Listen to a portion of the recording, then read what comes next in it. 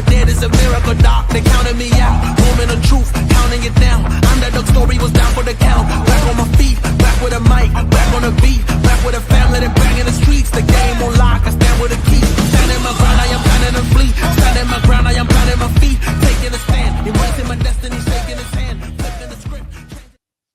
What is going on, everybody? Welcome to Sunday Night CrossFit Talk. We're here. It's been a long week for me. But we are here. We are live. I am in a hotel room in Great Falls, Montana, and just happy to be in a hotel room. And I'll be back on East Coast time tomorrow afternoon. What time's your flight tomorrow? The first flight is 6:40 a.m. Woo. My Habs just scored. I'm not happy for your flight. My Habs just scored. Okay, we're good to go now. Ken Walters said, Scott, you almost to Minnesota yet? That's what it felt like, but I am in Montana now and happy to be here. How many hours a day will you be in the car?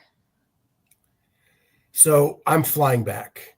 No. Like, were you like in the car there? It was horrible.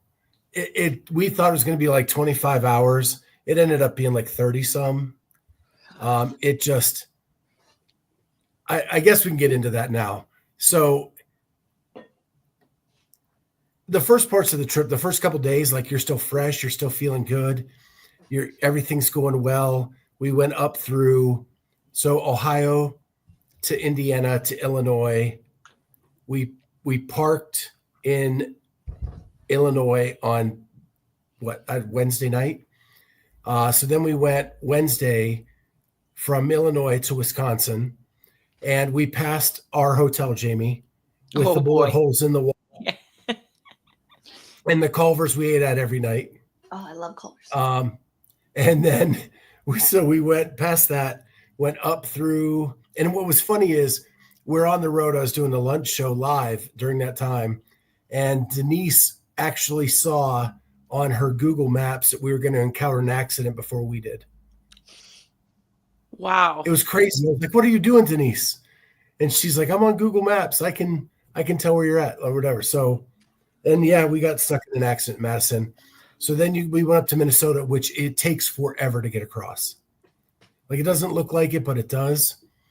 And we made it through Minnesota on Thursday night and crashed in South Dakota on Thursday night.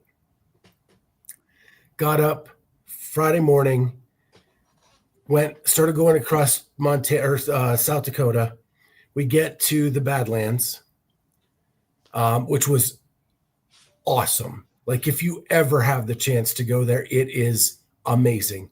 It's like this mini Grand Canyon that volcanic ash and a glacier created, and it is completely beautiful. And the only bad thing was when we first got in, my daughter wanted a picture of her and her two dogs in the Badlands. And just as we got finished with the picture, one of the dogs got loose and took off. And you're not allowed to have dogs down on the trails. Oh. So we are chasing her dog through the trails of the Badlands. Finally get her back to the truck. And my daughter was like, I'm done. I'm so over this. And so I had to calm everything down. And we got to the next pull-off area. And I said, how about you just go? I'll stay with the dogs. You go take your camera and just get some me time and take some pictures. And how far did the dog go? Well, it kind of just kept circling. But in the area, it didn't Yeah, well, probably a couple hundred yards, circle. But other people there were blocking her. So they really pitched in and helped out, and huge shout out to them. And so we get through the Badlands, and it's beautiful the whole way through. Saw prairie dogs everywhere, saw bison. As we're coming, one of the last stops, my daughter is taking a picture of a bison down over the hill. And she edited it in the car yesterday, and it is beautiful. But as she's taking the picture, a bison comes up right beside her. Is that the one you posted? And no, The one I posted wasn't as close as this one was. Oh, wow. It comes up over the snow right beside my daughter. And I'm like, what are you doing? Get in the truck now. And she's like, I don't want to startle it. I don't want to startle it. And I'm like, I don't care. Get your ass in the truck. Because they are big. Like, they are big. And so we get through that. And then we decide we're going to go to Mount Rushmore. It's an hour off of our path. We get there, hike up to where it is, and it's nothing but fog. I can't see my hand in front of my face. Your picture was hilarious. You saw the picture. And we came back down, got in the truck, had to go back out to the road we were on. And like Mount Rushmore is in the mountains. It was not an easy drive with a trailer on the back of a pickup truck. So we did all that. And then this is where the trip took a turn. We're driving and it gets pitch black and you can't see anything. You can't see the road ahead of you. You can't.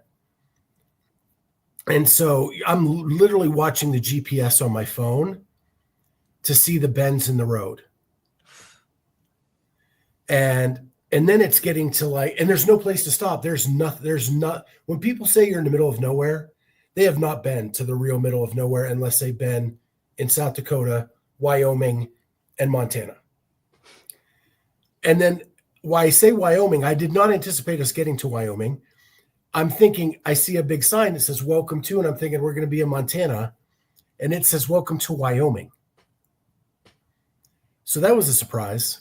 So we take up turn? No, the GPS took us through like 25 minutes of Wyoming to get to Montana. So we did that, but we never saw anything with lights and in like a hotel, anything for probably 3 hours. And so we finally got stopped about an hour into Montana at a dive Super 8, just like we stayed at in Madison. Maybe worse. Got to take what you get. We crashed and then we made it the rest of the way on Saturday. But I've always wanted to. It was 4 days total to get here. I've always wanted to drive across the country and see the sights, and I'm glad I did it. But I will never, ever do that drive again. Yeah, like it is to visit my daughter. It will be by plane. For sure. Meredith says I should have taken a left at Albuquerque. Yeah. But if you've ever watched Yellowstone, when I hit Montana or in Wyoming, I was like, oh my God, I'm at the train station. And they're going to find our dead bodies over the hill. Yeah. But yeah. Crazy. Blah, blah, blah. Yeah, Black Hills, Bison are no joke. Yeah. I don't know. We'll get to all that. Sounds like good quality time, at least. Yeah, we had a lot of good talks. I mean, there's definitely moments where all it is agriculture and fields, especially through Minnesota and part of South Dakota. And so we got a lot of like good talks in and catching up. Ever since you went to college, our relationship it's close, but we just don't have those times to talk, daddy-daughter. And so we got caught up on a lot of things, and it was really good to just have time for those conversations, just the two of us. Because the conversation is different between the two of us than it is with like Julie involved. Mm-hmm. Right. And so, not that that's bad, just it's different. And so we enjoyed it. And you know, the Rocky Mountains are beautiful. I've never seen the Rocky Mountains in person. So to get to see them, gave me goosebumps when you see them on the horizon and it's like 100 miles away, but you can see them because of how flat the land is. It was really cool. So did you get everything? But a great trip. Did you get everything unloaded from the trailer already? So, you know, I've said before, she doesn't have an apartment to move into. Oh. But breaking news on that, someone moved out of an apartment today, so she gets to move in like Wednesday. So much sooner than like we thought. But we did have to move everything into a storage locker or a storage unit today. And then she'll move it over piece by piece. Because we rented a U-Haul, the U-Haul place gave her a storage unit for free for 1 month. Oh, that's Wow. awesome. So we got to move it in there. And so kudos to U-Haul. If you're ever planning a trip, just know that that is an option. If you don't have the place to move everything in at the time, they will give you 1 month free of storage. That's my car rental. The last few comps is a U-Haul. $20 a day. Yeah. Can't go wrong. Yeah, so we got everything moved in there today. It was a really cool system that we had going. So yeah.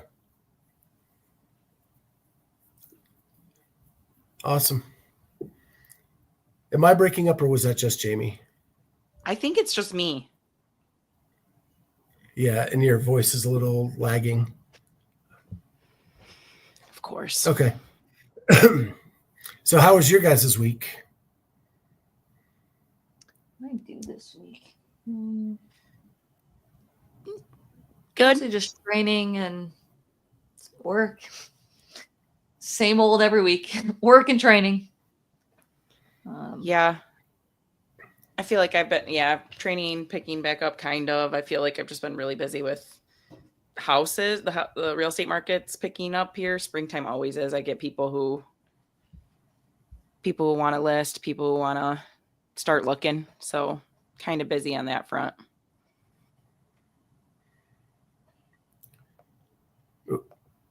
I remember when Carolyne rented one to go to the games during COVID. I rented one last year for the semis. I rented one, another comp last year too. Like literally, like it's such a good deal. Car rentals would be like $300-400 for the whole weekend, and the U-Haul would get a huge truck, like a cargo van, could put everything in there, and it was $20 a day,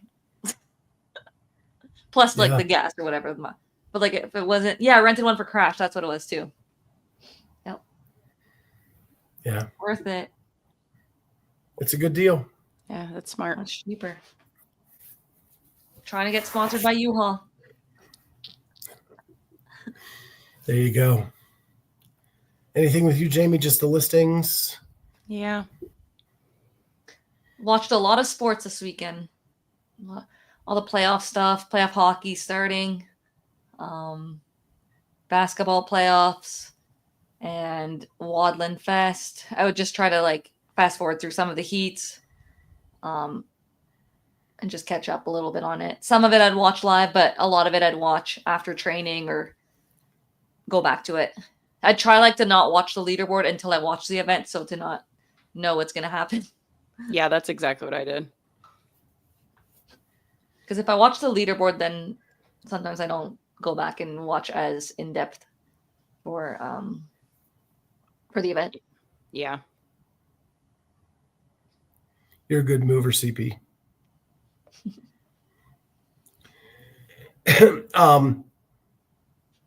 Did you guys see that Kelly Baker had her baby? I did. Yeah, I saw a picture on Instagram, or a few.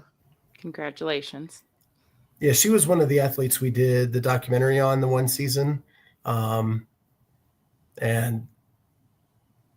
she's just a good person. I'm glad that her and her husband had the baby, and she retired to become a mom, and now she's got that and achieved that goal too. Mm-hmm. So, speaking of WODland Fest, I watched some of that today. We talked about it on Monday that they had 80 athletes, but there were some withdrawals. Quite a few, actually. Last minute. Yeah. Do you think that we're going to see more withdrawals as we get closer to these qualifying events? It seems to be a trend. I know there's not a lot of data yet to back it up, but Mayhem had a lot of withdrawals. Now we have WODland Fest with a lot of withdrawals.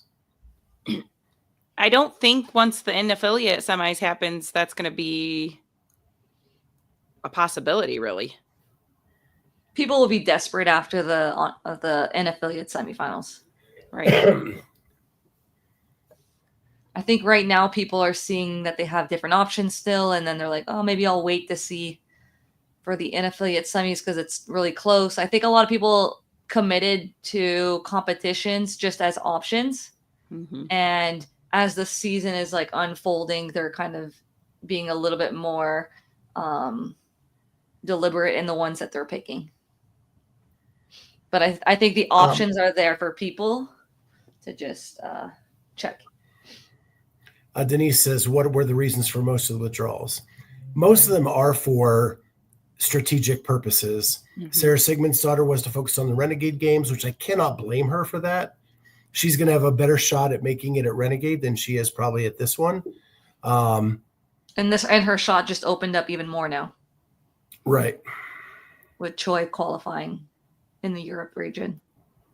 Because Choi would be Renegade is Africa, right? Oh, is it African one? Yeah. Which gets one one the Asian spot. one.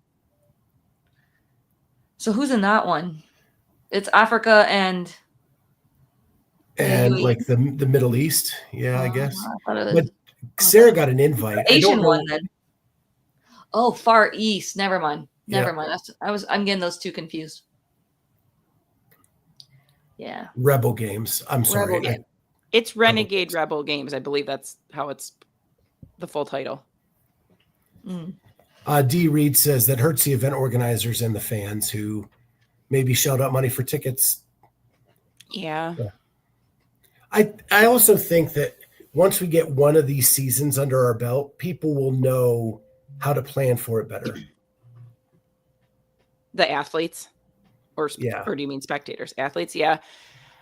I mean, I almost feel like these comps may go the route of WODland Fest and have these bigger fields. Because their stands. I know it's not great, but that's their way to make money. To get more athletes in there. $400. What is it for? What was NCC at 400? 400 was NCC, yeah. Yeah. I mean, if they're charging 400 and you can get 70, 80 people to sign up, that's probably better than $150 spectator tickets that, I mean, it didn't seem that full there. There was a couple points just where the one side. The one side was a little more full, like on Saturday night, but it was, I mean, it didn't seem for that many athletes there. You think that many athletes and family and would have been. I would say most of those fans are probably athletes and just like, yeah, exactly. Maybe one or two family members, if that. Well, that's curious because we've said for years that Europe draws a crowd. Yeah. The European semis always drew a crowd. And in France last year, they did. It was packed. Now that we're doing these like third-party competitions, you look at the stands and there's hardly anybody there. But again, a lot of people withdrew. There was only probably 5 names on each side of the ledger for this one. Right. And maybe that's not enough to draw, where the European semi was all of Europe in one place at one time. Right. I thought more of the top Europeans would be at this one, especially with the WFP being like the one after. I feel like most like of the top Europeans would have wanted to go to this one, try to get their ticket. But I think everyone's banking on the online, which is crazy. Yeah. I mean, I would think if you're a European, like the fact that Choi got the other spot here doesn't bode well for Europe. No, because they're one of the only semifinals that allowed anyone to go to theirs. Because a lot of the other ones had restrictions, like geographical restrictions. And Europe said anyone's welcome, which Europe is already a competitive region, but the top Europeans all didn't show up to this one. Right. So it really left the door more open. But Choi is good though. She's good. I want to get to that now. I was rooting for Seung-Young Choi. She has improved so much over the last few years. She's strong. She's very her strong. Improvement a couple years ago should have earned her the Rookie of the Year or the most improved athlete. And she didn't win it over Roman. And I know Roman was the story and probably the draw, but Seung Young Choi made the biggest improvement that year. And she, everybody kind of pisses on the Asian region, but she has been a competitor and a very good competitor for a long time and has made drastic improvement other than the year she had the injury. And I am so glad that she went to Europe and got her ticket, and people couldn't say you just got it because it was Asia. Mm-hmm. And it shows that she can compete with the European athletes. Well, some of the European, I mean, that's the problem. They didn't, She a beat lot who of was them didn't there. show up. If Fuliano would have actually been a participant that could qualify, she wouldn't have a spot. Don't skip ahead on the notes. Okay. So on the women's side, Lucy Campbell, who I picked last week to win this, and someone said that there are too many strength events, she's not going to win. Well, she did well. And I know it wasn't a super strong field, but she's won Wadapalooza. She's now won this. That's a pretty good momentum roll going into the games, and not having to do the affiliate semi is awesome for her. Mm-hmm. She looked good. And then and of course, Seung Young Choi got the other spot. I think Lucy's proving that she is right now, I think in my mind, easily a top 5 in the world. Easily right now. Has entered that chat. She just her engine is incredible. Her combination of a barbell with gymnastics is great. The only little hole is the strength, which in a games field you won't get too many of those, right? And she can offset that with event wins where she's the best at stuff. She's a great runner, great on machines as well. Yeah. And the fact that it was unknown whether she would ever be able to compete again, just like a year ago, is really a cool story. And someone from CrossFit should be going and spending some time with her and making a really cool behind the scenes documentary, if they are not already.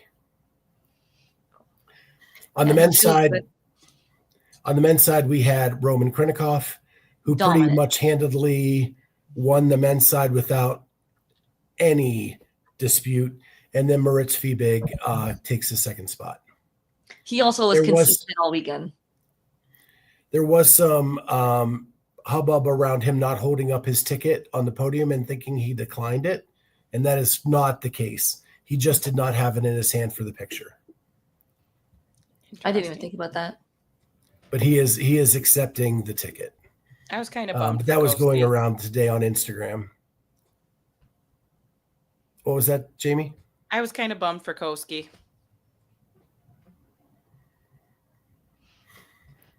Yeah, with only 2 tickets, people are not going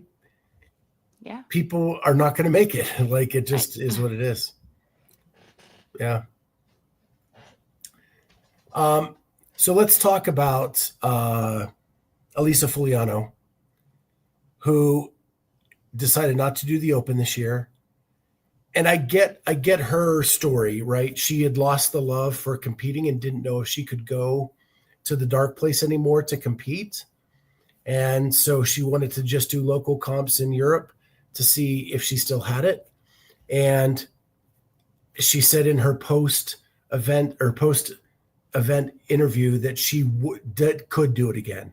She found the love again, that she could go to that dark place, and that she now has found that love again. But she didn't do the Open, so now she doesn't get a ticket to the games. It made it confusing mathematically to try to figure out who was going on. Did you guys find that watching it? And we've talked about how it kind of muddles the field when you have someone who cannot get the ticket taking points away from people who are trying to get a ticket. Right. Yeah, I don't love that her placement is affects the leaderboard. Yeah. I would just kind of erase her every time. Like, okay, these are the 2 athletes getting the spots right now. there wasn't that many that didn't do, like, that weren't eligible.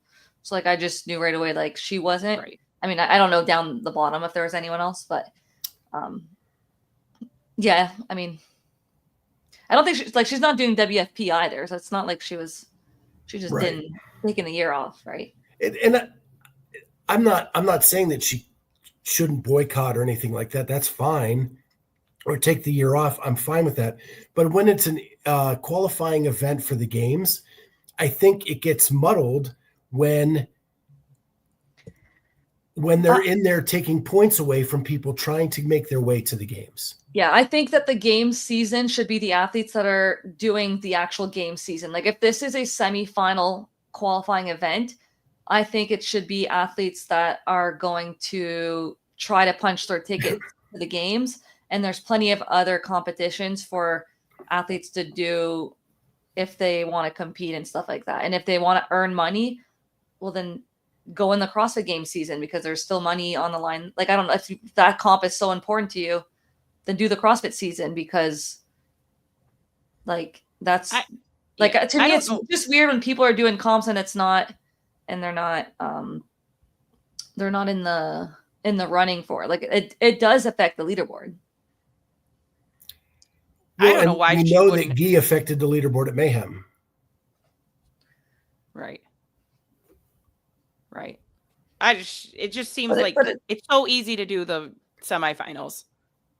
Like, so easy.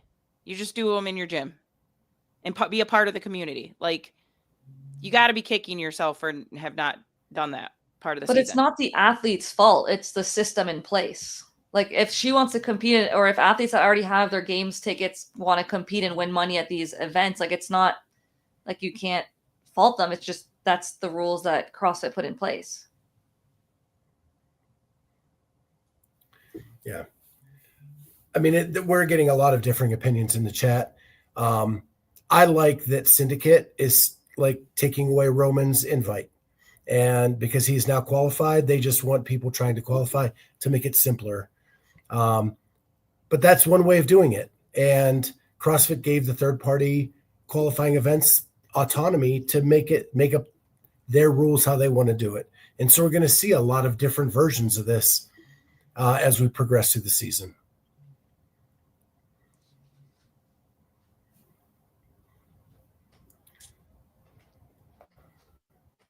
Sivan agrees with Ms. Prevost. But there are people saying that she took the year off. Lynn is saying that the CrossFit athletes should be good enough to oversee or overtake. I just think if we're trying to make something watchable for fans, you need to make it as simple for them to understand as possible. And it just gets confusing when there are so many different options.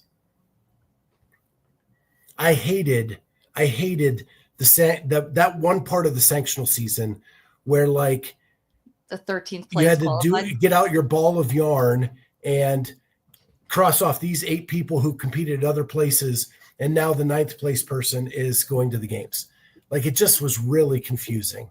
But it's not the athlete's fault, right? Like, it's the rules in place. Like, they're able to do that, get the money or get the experience of the competition. Like, there would have to be a more controlled path, I guess, if you want to avoid that kind of stuff. So she wants to take from CrossFit, but not participate in CrossFit. Well, really, CrossFit didn't run this. I think she just wanted to compete, like, more locally in person. Yeah. But you got it, Kenneth. Rage beard. I let it grow out. I get salty.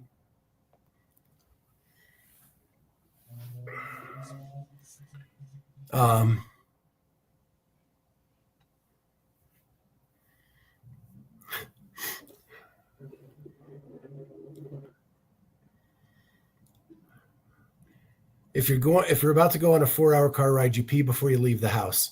If you're an elite CrossFit athlete, you do the open. She closed a door, and she could have easily left it open. Yeah. and she can make whatever statement she wants to make. We're all entitled to do that. I just hate that it messes up with, again, the growth of what we're trying to do, viewership, all of that kind of stuff. How do you think the workouts played out on the floor? The first one was pretty short. Like they went super far to do that event. The standards for the sandbags. I never liked the front rack, or I don't know, what do you call it? Bear hug. Mm-hmm. Because like as you get in the bottom, you can kind of like use your legs to help you out. Like if it's at least on the shoulder, it's tougher. First of all, it adds an element of core as it's on one shoulder as you're going down. But there are some inconsistencies there, and those really played a role in some of the points for sure on that particular workout. But it was a nice view for the athletes when they're running. Like I saw the pictures, I'm sure it was nice. But yeah, the sandbag needed to change for something else, whether it's over the shoulder or a different version of a squat. But even on the shoulder, yeah, I mean, you can still extend all the way, but yeah, I don't know. Mike asks, how did Fuliano competing this weekend hurt growth? Anything that makes it more confusing for the spectator hurts growth. And I'm not blaming Elisa herself. I'm saying any athlete who cannot get their ticket to the CrossFit Games makes it confusing when you're looking at the leaderboard when first and third place go to the games and second place doesn't. Then it requires an explanation as to why second place isn't going to the games. That's what I'm saying. The second event with the double unders was stupid, which I called beforehand. I'm like, you just can't see the race with double unders. You have no idea who's leading. I think that's a good training workout, but not a good testing workout. And I get they're a sponsor of the event, but I would prefer the skipping be a part of the buy-in and not the score. Mm-hmm. I just don't think that was a fun event to watch at all. And there was a lot of women not moving on from the yeah, the buy-in being the same as the men on that. Again, same as Copasseur is difficult with the legless. Some like there's few people that will stand out there, but yeah, the score of the double unders is just not. I don't know. And I'm not saying that because I hate double unders. Like it was not fun to watch. Like you can't see who's winning. I don't know. Make it part of the buy-in. So I didn't love the programming for that one. The lift is what it is. The little 3-rounder, I thought was a very, very fast workout, which we called was going to be very, very fast. And no reps play a big role because you're asking athletes to move super fast on simple movements. Workout 6, I hate watching GHGs now. I just can't stand watching GHGs anymore. They were so bad. I don't do that technique, but like the amount of athletes that do it now where their butt is so high up, like it's so like it's just this movement has changed so much. Yeah. I wanted to take a picture of the one guy I saw. It was like one of the first heats of men. The guy was literally, it looked like he was doing like incline bench sit-ups the way he would. Like, I don't even understand why. I don't know. Like, they're just sitting so high up at the top. Their knees are fully bent. And It just looks way different than what it used to look like. And then the finale being Isabel was boring. Extremely. Like, it's not a finale workout. Agreed. Don't know why it was thrown in there. They didn't need that second strength test. And it was boring as a finale. So I didn't particularly like the programming in terms of like the movements or viewership, but the top athletes still were the top athletes regardless. Like it didn't change who was going to get the spots. Like Moritz did great. Roman got his spot, dominated. Lucy dominated. Elisa did well, and Choi as well did better than I thought, but really did well. Andrew Hiller says, bring back the ab mat setup. That's The honestly GHDs look awful. That new technique that everybody's using just looks, it's just ugly. When did that start? Like 2 years ago? At least, yeah. I think people tried to get away with it, but it was always like not allowed by the standard. And it seems like people are just being looser with the standard these days. This was the first comp that we saw handstand push-ups too. So far, out of the 3 comps that we've seen, there hasn't been handstand push-ups, neither in the semifinals of age group or teams. So the deficit strict really held up one of the Norwegian girls that was doing very, very well. She couldn't do she did get through the 10 strict deficit handstand push-ups, but that was a huge hole for her. And she was in a position where I thought she was going to beat Choi for that second position and lost it on that workout with just that movement. So the importance of that strict deficit handstand push-up was like that was her ticket. Hiller then adds, Yonakoski did the GHDs the right way, but also didn't qualify. I'm not sure that's a direct correlation, but a good point. All right. So I am on the road. My iPad keeps shutting off as I'm doing this. So the broadcast that was done by Be Friendly Fitness. So glad we had one. I want to say that up front. 18 lanes or whatever it was they had. Nearly impossible for one mobile and one stationary camera to get that whole floor. I thought it was a valiant effort by Brian. And I think it was either Savan or Hiller that said, the problem is Brian is doing every aspect of the production. So he's doing the camera work, he's doing the directing, he's doing the color commentating, he's doing everything. And so it's hard to do 20% of everything and be 100% good on all of those things.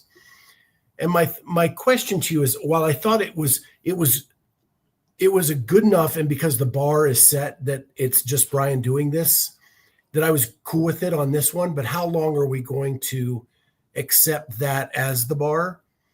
And he said on the Froning podcast, he can do any competition for $5,000. Maybe we can do it for $10,000 and get someone to help him out a little bit. With maybe another camera or some more commentary or something like that. I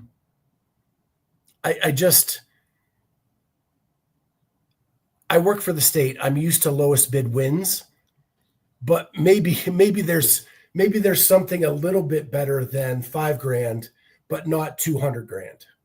Right.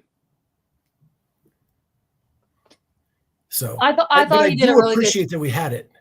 Yeah, I thought he did a really good job. I think a lot of the events, they often only zoom in on one person, and I actually enjoyed being able to see some of the races better because he was doing a wide shot, and I think that's a shot that's missing a lot of times in competition. Which is fine zooming into one athlete, but we just zoom in the whole time to one athlete, and you have no idea who is where they are in the workout. Yeah, I agree with Carolyne there. I can't stand the professional CrossFit footage coverage that we get. I mean, even at Mayhem, zooming in on people crossing the finish line is my biggest pet peeve. I think Brian's coverage is so much better, and he is telling the race. You can follow along what's going on. Sure, there was day one. I mean, I think he had the one camera that was shaking with the music, or I mean, there were some things that needed to be cleaned up, but I mean, Saturday and Sunday's coverage I thought was excellent. Yeah, and he says the names of he knows the names of the athletes. He pulls out stats. It's like watching a baseball game, right? With how he's just quickly getting facts on athletes and calling the race at the same time.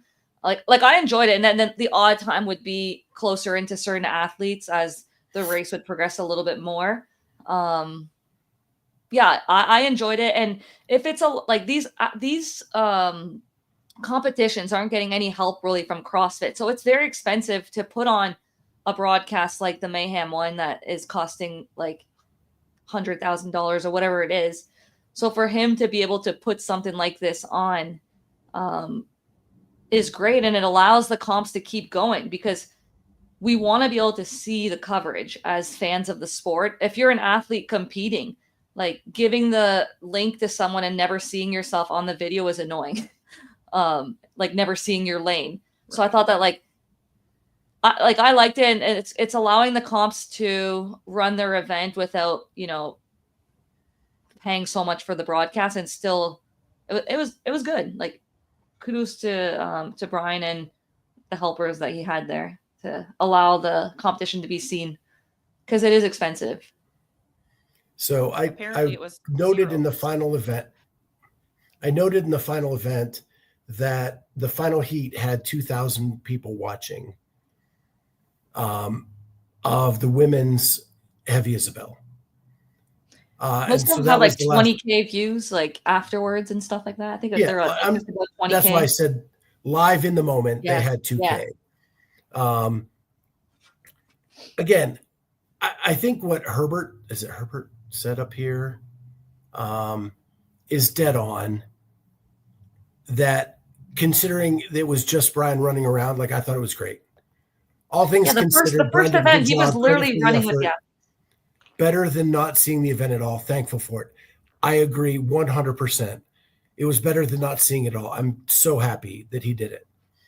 I'm just thinking, like, can we slowly raise the bar from $5,000 to maybe 10 or 15 grand and get a couple people on the broadcast and a couple cameras to just make it a little bit better. Because I do like the idea of the like Brian doing this and Savon doing this and trying to keep those costs low so that we can see more events. But I don't want it to then also say we can get bare bones for $5,000. So that now we're just going to do bare bones so we can turn a profit. You know what I mean? Like there's got to be a happy in between somewhere.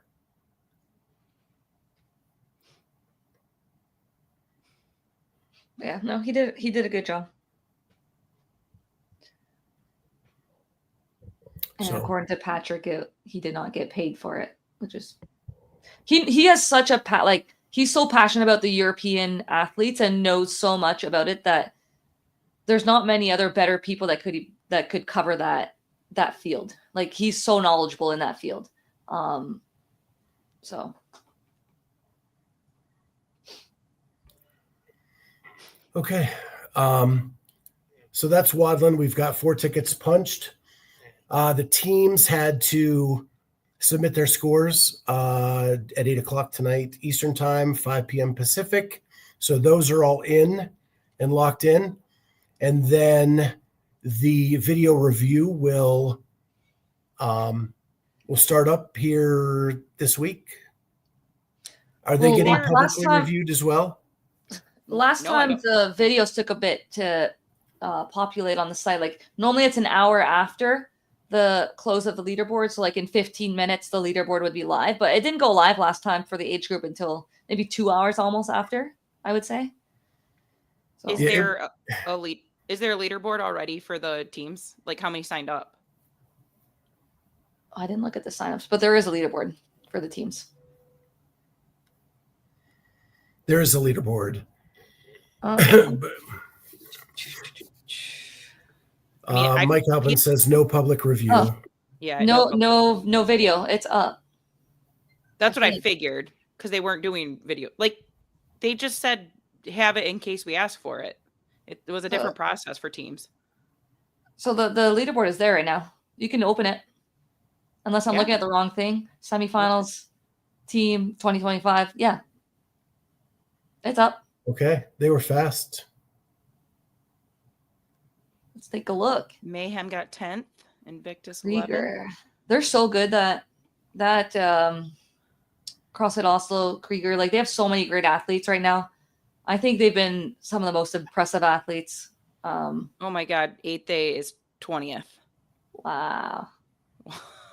Training think tank right on the bubble. Yes. So let's read down the list. First place is Oslo Krieger. Then we have CrossFit Butcher's Lab, Van Loos. Want to share the screen? Undivided. Do you want I to share the can't. screen? I'm on the road. I don't have double screens. Are you able to, Jamie? I can do it, but then I go blind. But so I'll do it. Just hold on. All right. I've got to get it up on this computer first. I might be able One to. Canadian team snuck in there. Let's see what their roster.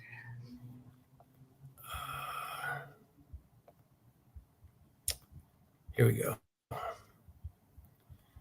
So I can't see you guys while I do this. Okay. So I can't see what it looks like. Can you guys see it all? Yes. Does it need blown up? Yeah, you could zoom in a little bit. That's good. Yeah, Okay. perfect. So first place is also Krieger, CrossFit Butcher's Lab, Van Loos, CrossFit Undivided, CrossFit Le Repre Mayhem, a Canadian team, CrossFit Furiset Krieger, CrossFit 1124, CrossFit Body Blueprint Conquer, CrossFit Greater Heights, Blueprint CrossFit Team AOD, CrossFit Mayhem, CrossFit Invictus, CrossFit Proven, CrossFit for Friends Smart, CrossFit Franco's, CrossFit Prestanda, Camp Rhino, Camel City, Q21, TTT 8th day. And on the outside looking in are Hendersonville Mayhem, CrossFit Torian Proven, CrossFit Downtown Atlanta. Looks like Oslo may have found a way around the affiliate thing by finding a bunch.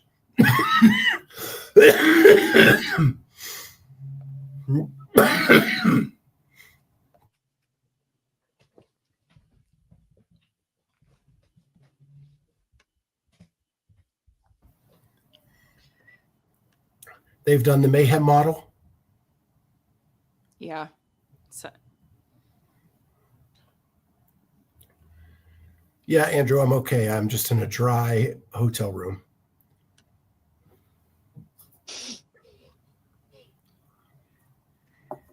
Any surprises on the outside? I don't really know the Torian Proven team. Do you know who was on that?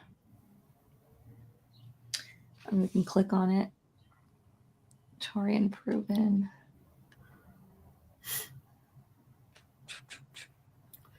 What are we looking for? Marnie Sykes, Riley Martin, Moses Patello, Brioni Chalice. Brioni Chalice.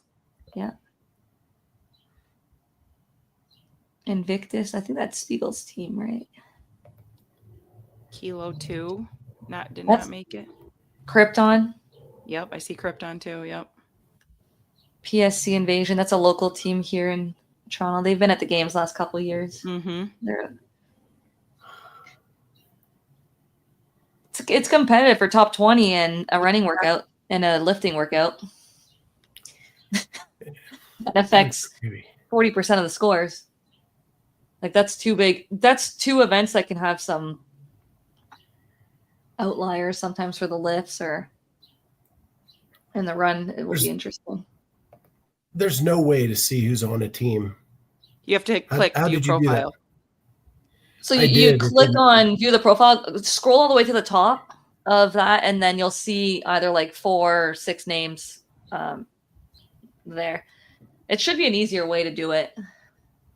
Like I wish that you could see the athletes a little bit easier on like the profiles. Yeah, it is not super intuitive. Yeah, once you've clicked in, you got to scroll to the very top of the leaderboard to see it. It's dumb.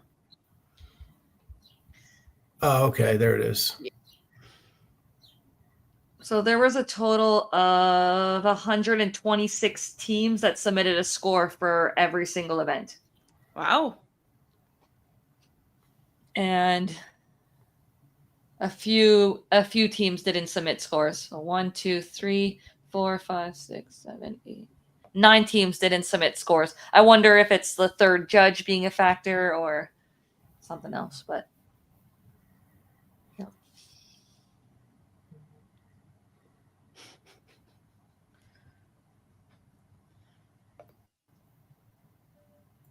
So I don't know if that's a good turnout or not compared to other years. I'd have to. It seems like that seems like a pretty good turnout. Is it? I think so. I mean, it's what, top 20 for teams, right? Yeah. I guess, I mean, last year you had the quarterfinals and then only like 40 teams got to move on. So I guess I don't know how. It's tough to say how it compares. Yeah, I don't know. It's nice that they put the leaderboard up fast, though. I like that. Top 20 teams go, Judy. So now there's no reviews of any videos. And I guess we will never get to see some of these runs. I was really hoping that we could just randomly click one run. 30 to 40 teams per region last year. And there was, 7 regions? Yeah, so you're 210 at least?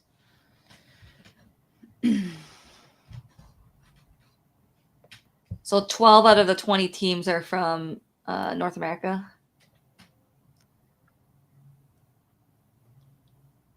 Wait, maybe 13. I didn't count Canada, maybe.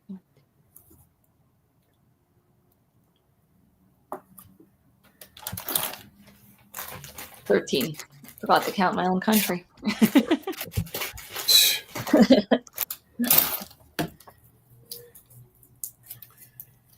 Yeah, I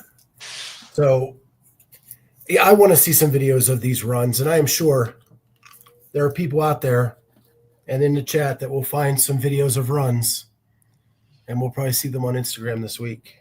Like, for the most part, I wouldn't expect it from like the top teams that are regular top teams, which for the most part, I feel like I recognize most of these top 20 teams. Like, if there's cheating involved, I don't know, maybe it's just my assumption it would be from relatively unknown teams that would try to make their way in. But yeah, I wish they'd make. I'm curious for the work. Go ahead. We've talked about on the individual side or the master side that when you require them to submit their videos, then the movement got better pretty globally. There were still some bad movers in there, but it improved tremendously by just forcing them to put a video out there. Why not make that unanimous across all divisions, team, individual, age group? Yeah, I'm not sure why they wouldn't put a public video out there for every workout. Such a novel idea. It makes no sense to not do it for the teams. No sense at all. Yeah. None at all. I mean, I love that I was able to. We wouldn't have issues we have today. Yeah, I love that I was able to like see my competitors' videos. Like I want to be able to see why they got certain scores, how they got certain scores. It's also an opportunity to kind of scout your competition so that when you do come in person, you kind of know who's good at what, how they move, what kind of reps they like to do. Maybe it's the like hockey player in me that likes to video analyze, but it's just a way you could see and learn from your competitors. So I love the video being public there, and not sure why they wouldn't do it for the teams. I've said that a lot in the past few years, especially in the Masters. There are not enough in-person events to see these people move and to gauge your competition. And yeah, there's a time where you're like, you might get 10 minutes on a workout and you see a 9-minute and you're like, how is that even possible? And you go watch it and you're like, well, I guess I was too slow here. I stood around 5 seconds here. Like, you don't think about those things until you see somebody else complete a workout and you're like, shit. Like, I'm slow here. Like, my transitions weren't good. But then also just like when you actually compete against them, sometimes you kind of learn from the videos, okay, if there's 30 reps, they like doing 12, 10, 8. Right. and you just kind of know people's strategies of what they like to do so that you know who you're chasing and who you're not chasing, maybe in certain WODs. Andrew says probably not in the budget since CrossFit paid judges to review age groups and will pay the judges for the individuals. I'm not asking you to pay anybody to review the video, but when you have to make it public and for the world to see, your movement standards are going to get better. And it just helps validate the scores too, know that they're legit. Yeah. You see this stats? Once again, North America East. Such a tough region. Out of the top 20 teams, 6 Europe, 9 North America East, 4 North America West, 1 South America. It's just crazy.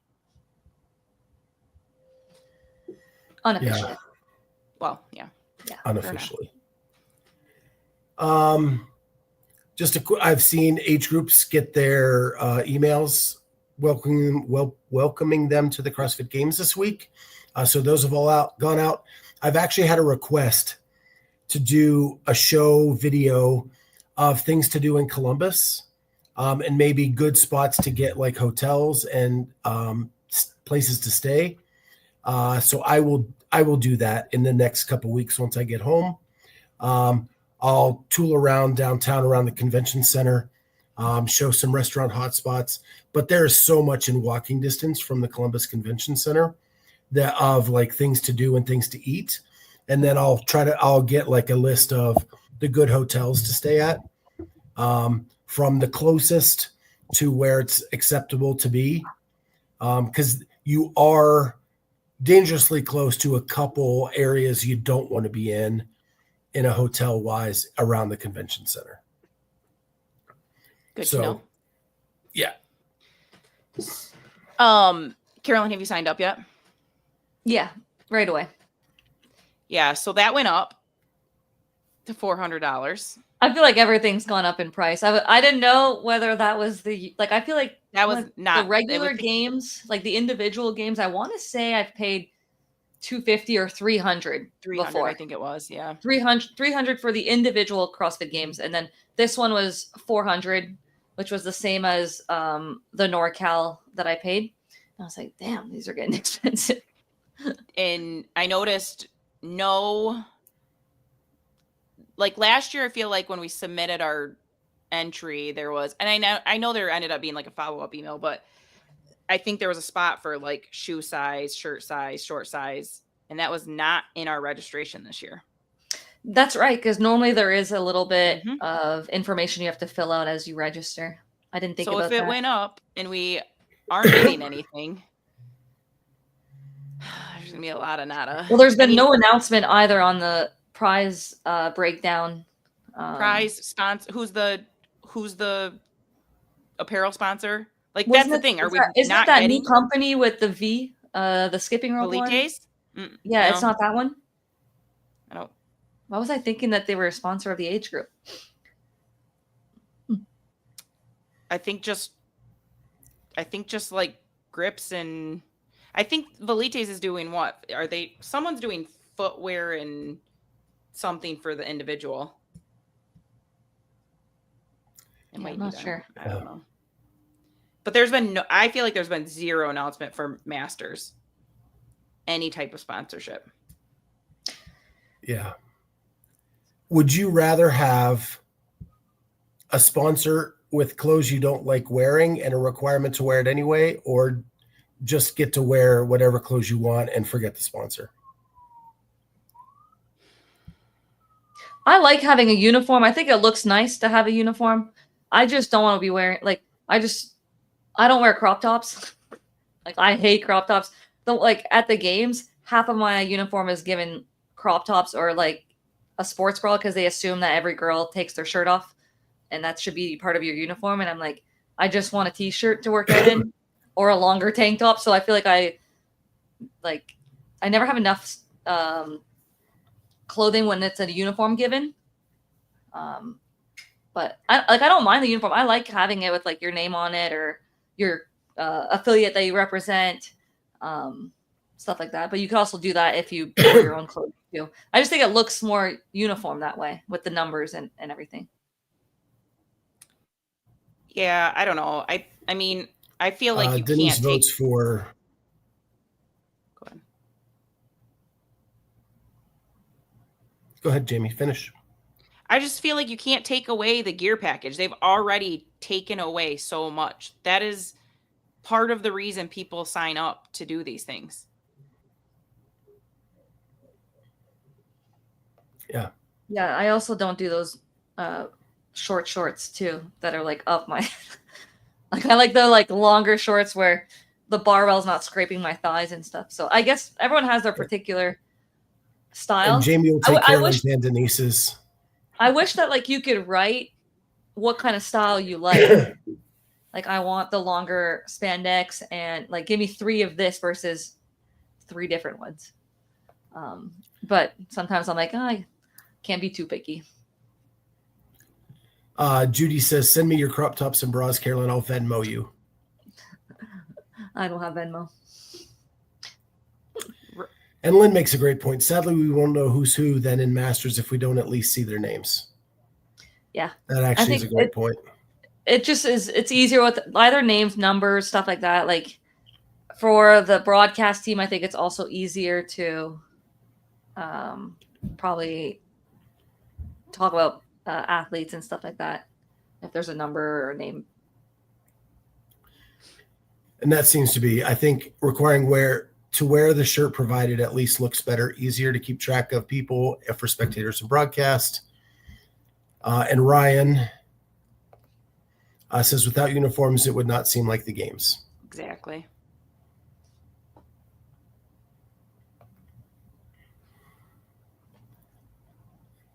And just to rub salt in what is the Masters wound right now, in 2021, we got $4,000 worth of swag from Noboa. Hard to top that. Yeah. And Kenneth liked the uniforms last year.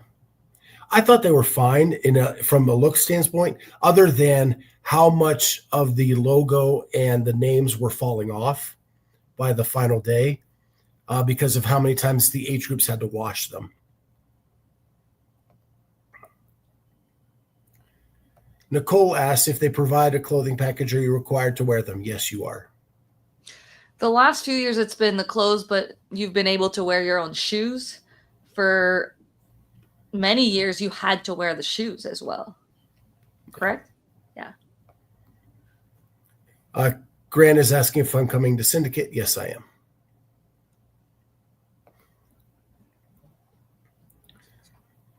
am. Probably not TFX. Wife is going in for second knee surgery in 2 weeks or less. And I've got to keep my budget down to pick up her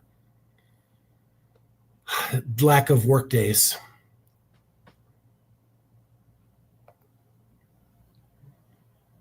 So Michael McCasland says, I was told that some smaller companies inquired about title sponsorship and said they weren't even allowed to bid, assuming that's because it's spoken for and just hasn't been announced. That is more information than I know. Yeah, I have not heard that.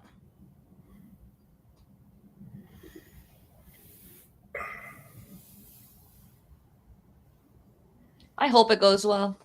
I mean, it'll be my first Masters CrossFit Games. Can't say I've been looking forward to this day, getting older, but I am looking forward to competing there. So I'm excited.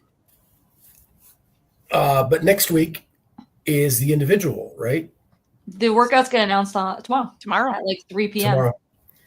And Carolyne will be making her bid to qualify for both the individual and the Masters CrossFit Games. Yeah, I've been trying to find some judges for this weekend. I'm going to take Friday off work. Just because working a full day, especially on a Friday with teens and kids, like you just get so burnt out to try to then do the workouts after. So I'm going to take the day off on Friday, but trying to find two judges that don't work Friday and they would want to take the day off to judge me has been difficult. So trying to find some people to help me out this weekend. So because like I'll be redoing workouts for sure because these are the very, very important ones. So yeah, fingers crossed that I can qualify. And I'm just going to try if I missed it, if you've already said this, will Masters be streamed? I have not heard. I'm sure they will be. There's no way that hope they're not so. streamed. I did talk to Joe this week, and I should be good to go for behind the scenes. Just got to start the ball rolling with them, and he said that was cool. And I'm trying to help him out with a few things in Columbus, so hopefully that'll build a really good relationship going forward. And then Lana asked Jamie, are you going to be able to go to the games? I've signed up. We'll see. And then Lana asks Carolyne to come to Windsor. I like my gym in Toronto. It's great. But Windsor's a little bit of a drive. It'd be like a 4 hours and a bit, maybe 4.5, almost 5 hours. It would be quick. It would be closer for me to come to Windsor. Yeah, you're about an hour away. Mm-hmm.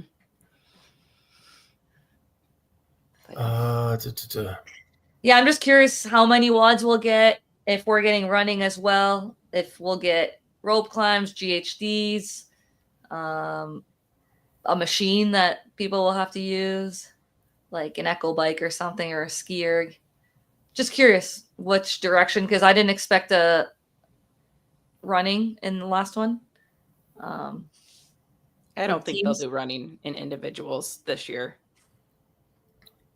I don't think there's a shot. And it sort of seems like they're not messing with rope climbs either. See, I'm scared for the running because I'm not in like running shape right now. Like we just started running outside, like in where I live.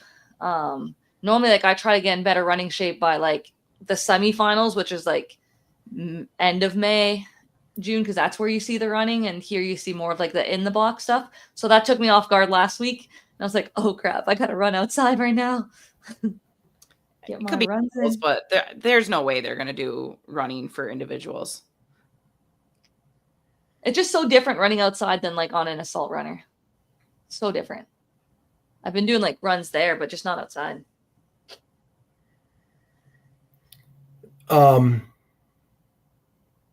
Yeah, it'll be, if running comes up in the elites, it won't. I'll be shocked after the blowback they've gotten from teams. But sometimes when faced with a challenge, they just challenge back. I don't think that they would change what they program. There's no way that they would change. Because like Boz said on the Mayhem, is it the Mayhem clip podcast? Yep.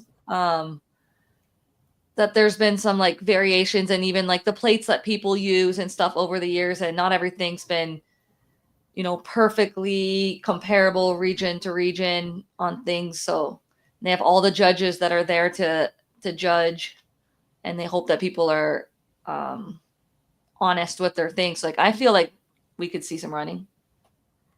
I just think that like the weather plays such a factor too. Like you get a bunch of wind, it's just piss pouring that weekend. Like it sucks.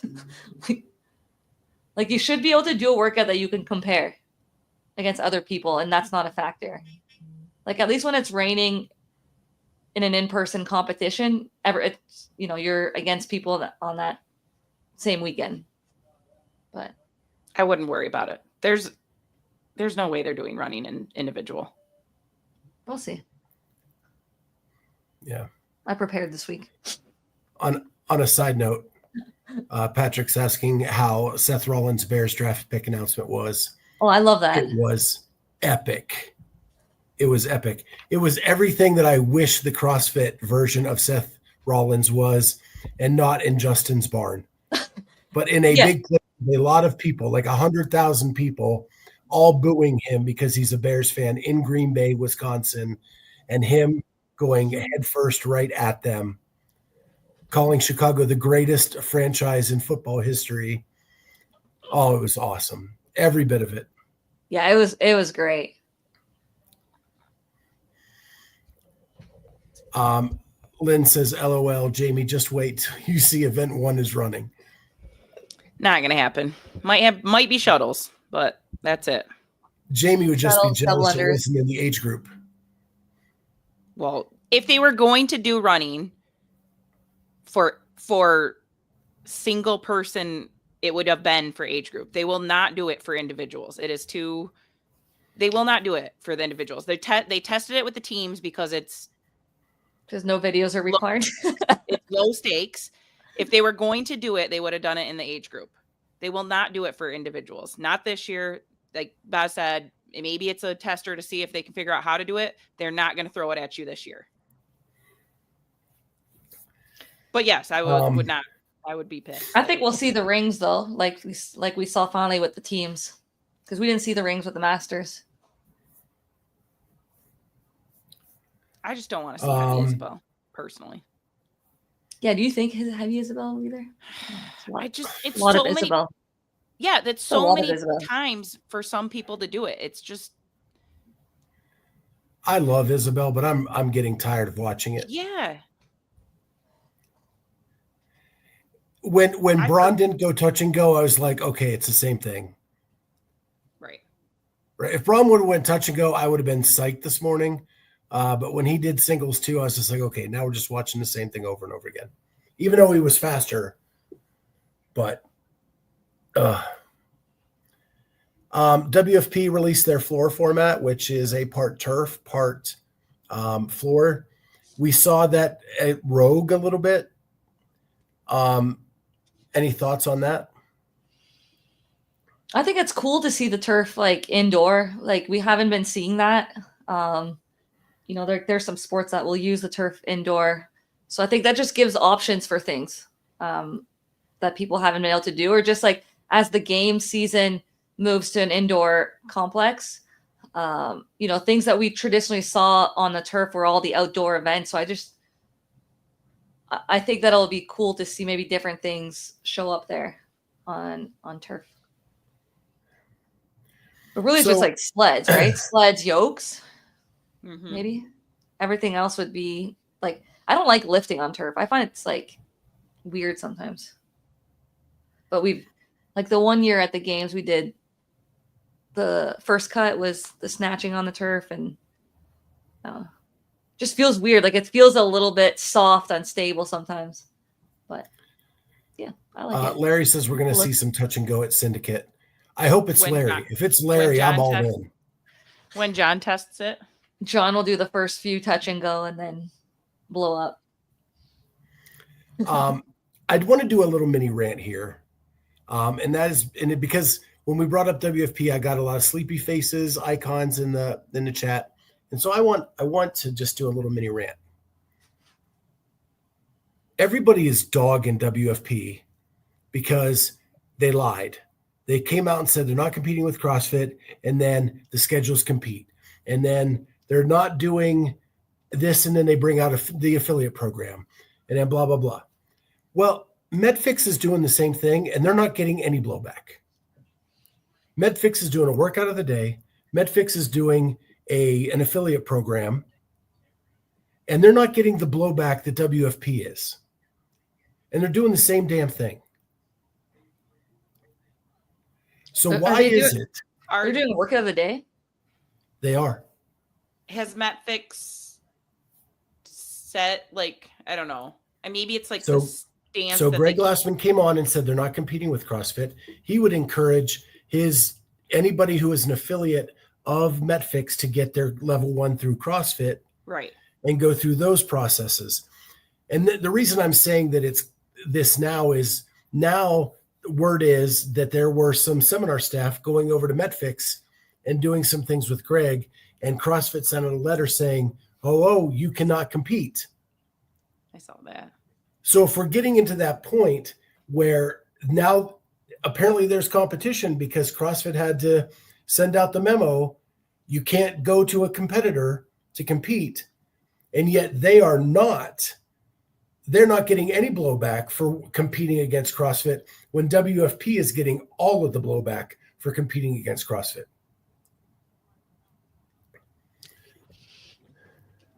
Well, people are talking about the games here. Yeah.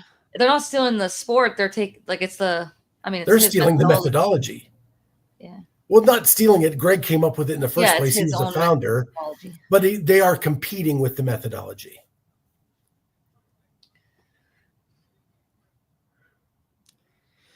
With another part of nutrition, right? Is that correct? It's supposed to go deeper into nutrition and things like that to help with a more holistic approach to the original CrossFit theology, I guess. But it's still competing. And I need to dig more into it because it just came to me when I was on the road and I couldn't research while I was driving. What's their affiliation price? It's really cheap. They're way under like $500 maybe. So they're way undercutting the CrossFit affiliate price. I mean, that's sort of that's a reason right there.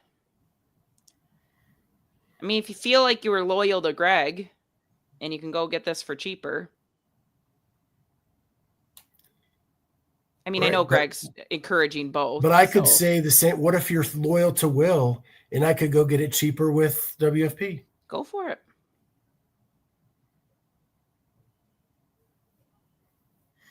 So it's just, I'm a lover of CrossFit. I love CrossFit. I love what it does. It saved my life. And so I'm very loyal to that. And I don't really care if people compete. I'm just, as an observer of the space, you bring up WFP and everybody just loses their damn mind. But MetFix is competing as well and nobody's losing their damn mind. So it just seems like, where's it all coming from? And it's got to be because it's run by Greg, and Greg was the founder, and people are loyal to Greg, and so that's okay. But if we're going to be pissed off about competition from one side, we got to be pissed about the other competition as well, don't we? Either way, it's competing against CrossFit.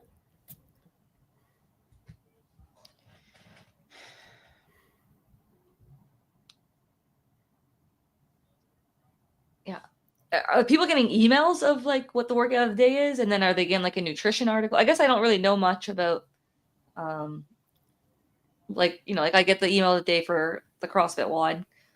But I feel like they've been doing a lot of like when they send the email of the day for CrossFit, like they've been adding articles or stuff to read sometimes on nutrition. I don't know. And I haven't dug into it enough. I really need to do that.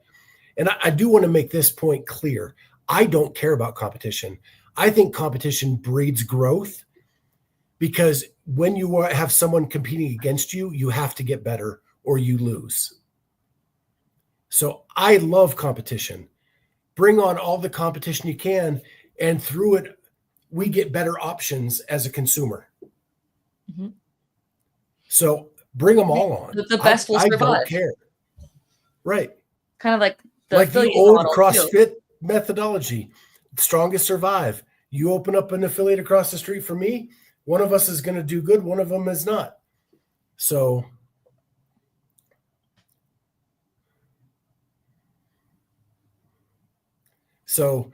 get your High Rocks affiliation, get your MetFix affiliation, get your WFP affiliation.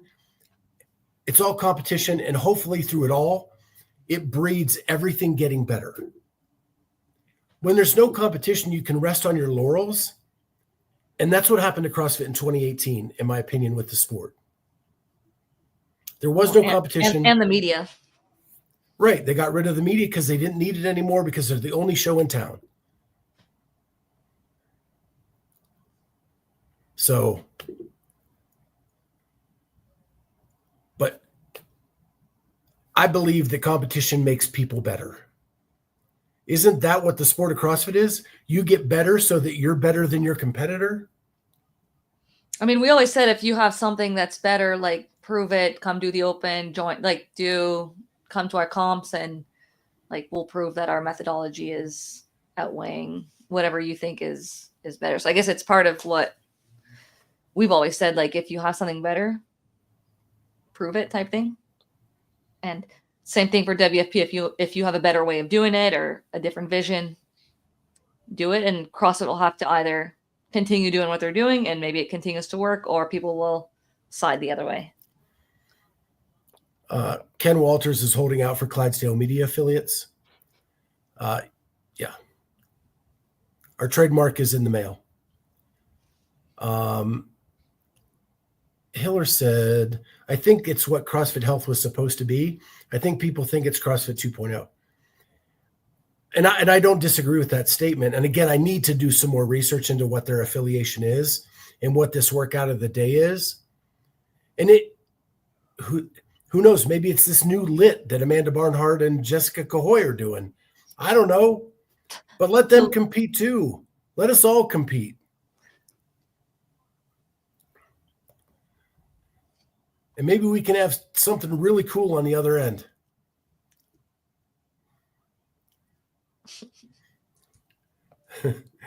Nicole Sherman, what about fitness horse affiliates? That's the new Clydesdale competition. Baron McCock, Cahoy is in cahoots. There you go. So yeah. Anyway, that was just my little mini riff yeah. Now the jokes are coming. Jay Birch, you're lit, Scott. Thank you. I am low intensity. Interval.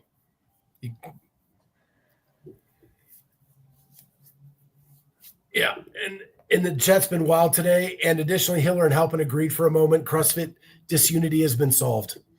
There we go. Halpin said there are 100 current and former athletes selling programming. Some call it affiliates. That's true too. Oh yeah.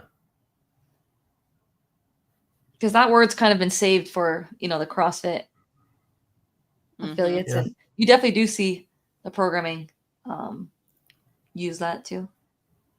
I agree with this too. CrossFit has brand value. They've been around the longest. They established it. CrossFit means something. You say CrossFit, people may not know exactly what it is, but they know its legend and its lore. So anyway, that was just my mini riff for the night. And again, let them all compete. Let the strong survive, and whoever is left standing at the end has a better product than we've had before. I don't know. I've just have a couple quick hitters now.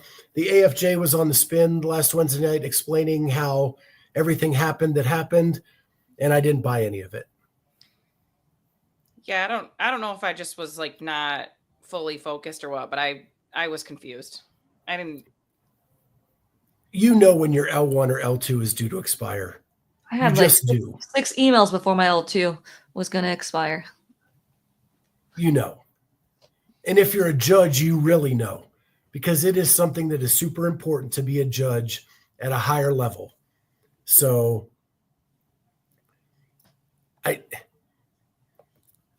basically, Lynn, they said the email got lost in spam.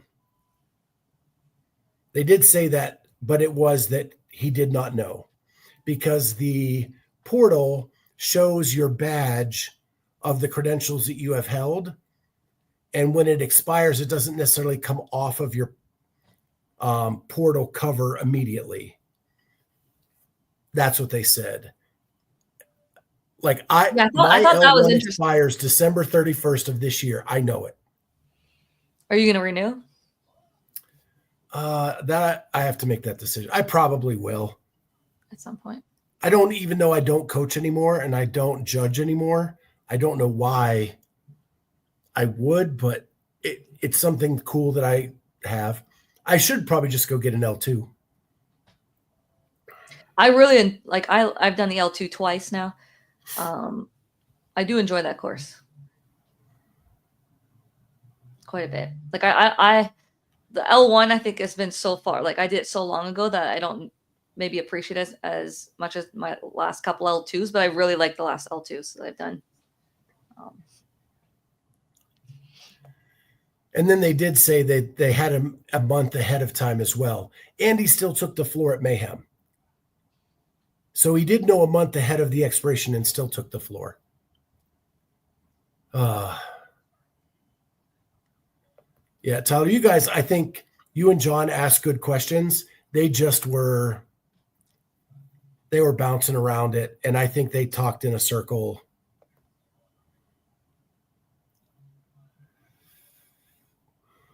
Jody says, why did I take it 2 times? Because mine was going to expire. So we host level 2s at my affiliate. It's not my affiliate. It's my gym's affiliate.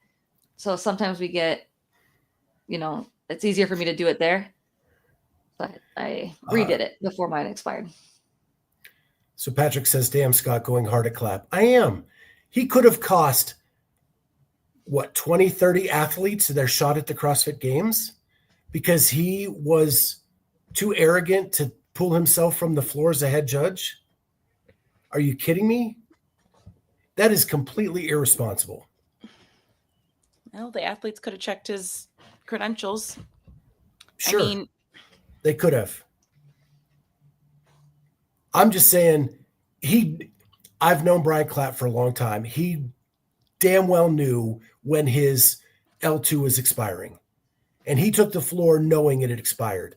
And that is I was under the impression this. I sent an email before to CrossFit because my L2 was going to expire. Was he an L1 or L2 first of all? L2, right? Because L2. I had asked if my L2 expires, do I still hold a valid L1? And I want to say the email that I had received was that I still was going to maintain my L1. Only if the I L1 wonder if that's what happened as well. Like I'd have to go through my emails because I recently, past year, if that did happen, he would be a valid judge.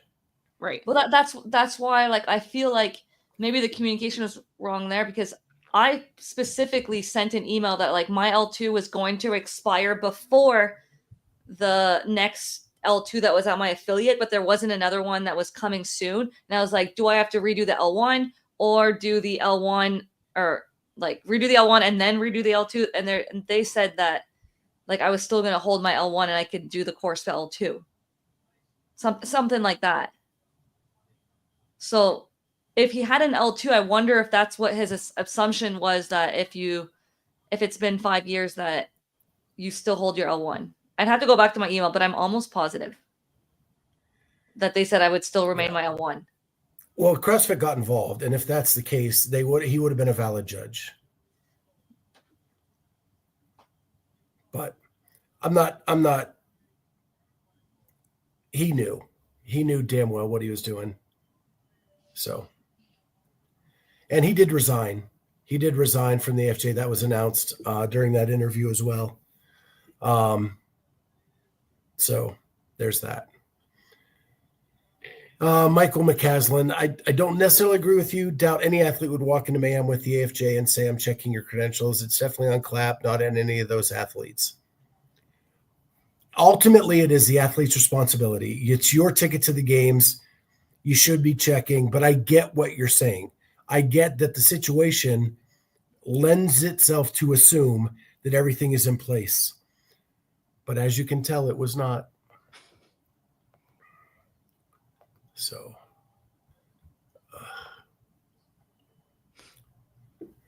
all right. Man, I am getting salty with this beard. Wendy Guthrie was named head of the Safety Council. I think that is a great move. Just with everybody else on the Safety Council, her credentials are impeccable. She joins with more than 2 decades of experience in risk management, organizational strategy, and athlete advocacy. Prior to leading her own consulting practice, Guthrie served as vice president of athlete safety at the U.S. Olympic and Paralympic Committee. She also spent 6 years with the FBI, where she worked in human resources, and over 15 years as an intercollegiate athletic administrator. That is directly from the article on The Spin.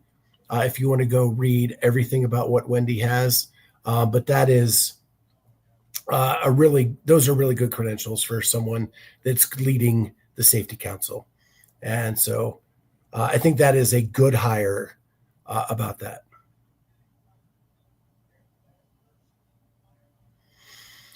My last bit of news, and we have a couple minutes. Well, we're right at the time, but just something to consider. We've had Mayhem where we had 20 athletes, a few withdrawals, 20 athletes, smaller venue, packed house. You had WODland Fest with 70-ish athletes, 18 lanes, bigger venue, way less filled atmosphere. Do you think that this is telling us to what the future of CrossFit is going to look like?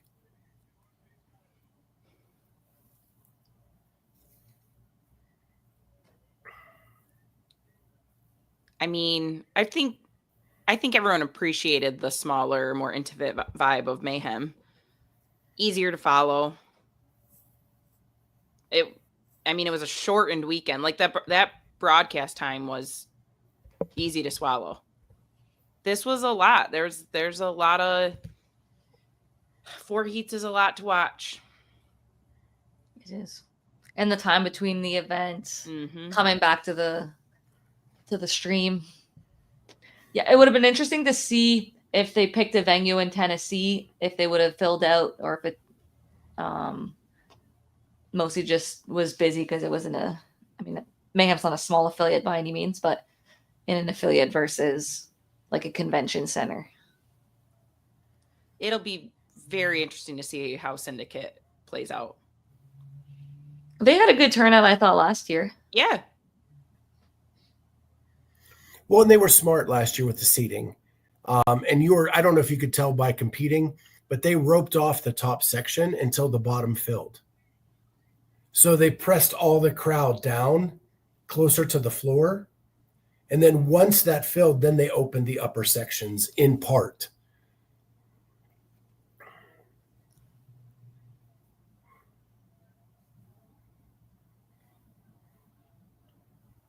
So it was just something that I noticed because, and I know like Ortega said earlier that Mayhem was packed because it was small. It is, but sometimes impressions are big. Like when you tune in to watch and all you see are people, then it just looks better than tuning into the West Coast Classic and it looks like 6 people are watching. And there might have been more people at the West Coast Classic than Mayhem, but the optics are so different. Yeah, normally I thought it was interesting that normally the viewing of sporting events, like when you film, you try to film it from where the fans like are. Cause like we've seen this let's say in women's hockey where like this part of the fans are all empty because the broadcast is filmed this way and they make all the fans go this way because it just looks better for like the viewership. Like I thought it was weird that the fans were this way, but because the progression of the floor goes towards the finish line, like it makes sense for how they did it in Spain, but it was a little bit weird seeing the empty stands in the back. I just didn't expect it from Spain because they do the European semifinals normally is so sold out, but like PC said in here, like they were running multiple events at the same time. So I don't know if their other floors were busy, if athletes were competing, because those athletes would normally be in the stands, maybe filling up a little bit more. Yeah. Well, we can save that for another show. I know we're up against our 90 minutes, and I need to take my daughter to dinner before I head home in the morning. It's going to be our last night together for a little while, and I'll probably get teary now just saying that, but that's got to do that tonight. So I did see some questions in there. We will get to those next week, like how many tickets are being sold for the games yet, or how many tickets have sold for the games. There's a couple other ones in there. I'll go back and I'll grab those for our rundown for next week. But next week we'll have the individuals out there trying to get the 11 men and 11 women tickets to the CrossFit Games. So hopefully we'll have maybe some preliminary scores up early. Who knows? Every time I hope for it, we never get it. But so anyway, Jody asked, no lunch tomorrow? Yeah, no lunch tomorrow. I'll be in an airport, probably on a plane during the lunch hour tomorrow. So we'll be back on Tuesday once I get back home. So thank you so much, Patrick, for your compliment. Like and subscribe. Yeah, like and subscribe. Didn't even say that off the top. And hit that notifier. And if you're on the audio platforms, we're there too. So you can go listen to us there. And we didn't even hardly share any screens tonight. So it should be a great audio podcast. With that, we'll see everybody next week for Sunday Night CrossFit Talk. Bye, guys.